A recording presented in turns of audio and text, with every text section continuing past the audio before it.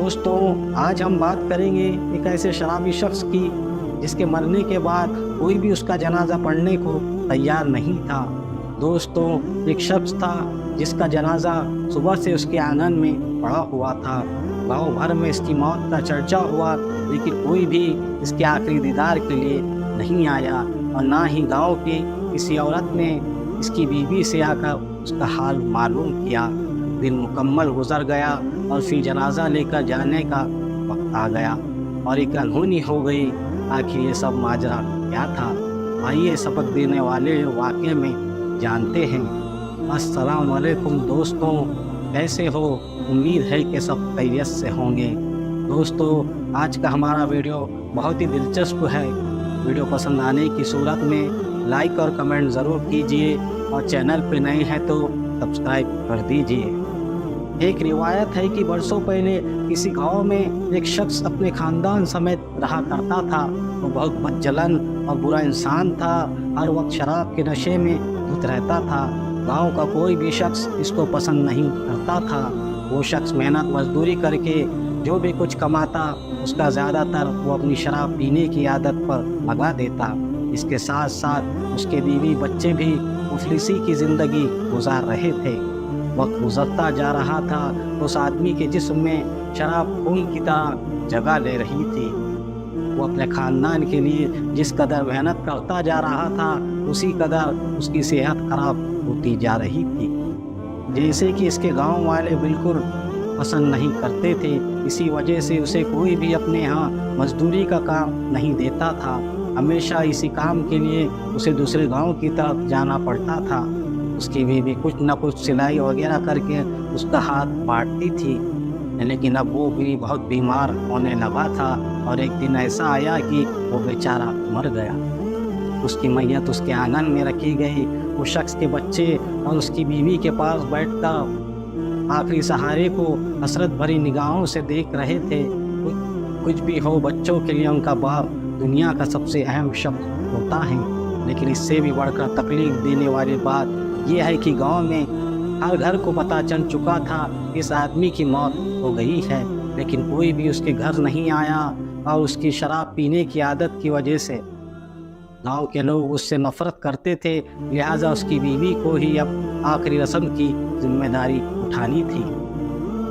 وہ نیک عورت اپنے معصوم بچوں کو اپنے باپ کی میت کے پاس بٹھا کر بازار گئی، اس کے لیے کفن خریدا، اور ایک غسل دینے والے شخص کو گناہ نہ آئی کہ اسے غسل دے سکے، اور گاؤں کے قبرستان میں جا کر اس نے قبر کھودنے والے شخص سے اس کی قبر کو تیار کرنے کے لیے بھی کہا۔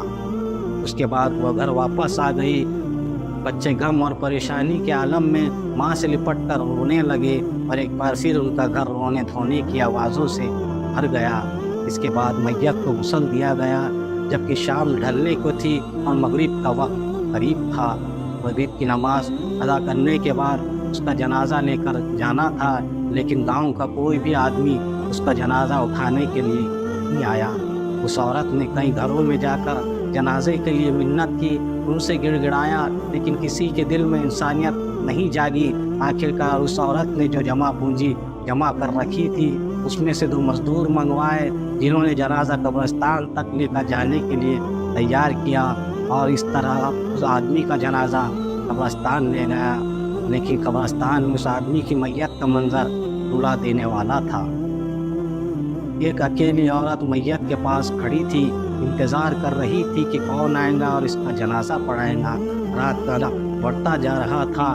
قبرستان کے قریب ہی ایک پہاڑی تھی جس پر ایک بزرگ رہا کرتے تھے۔ وہ اللہ کے نیک بندے اور ولی تھے۔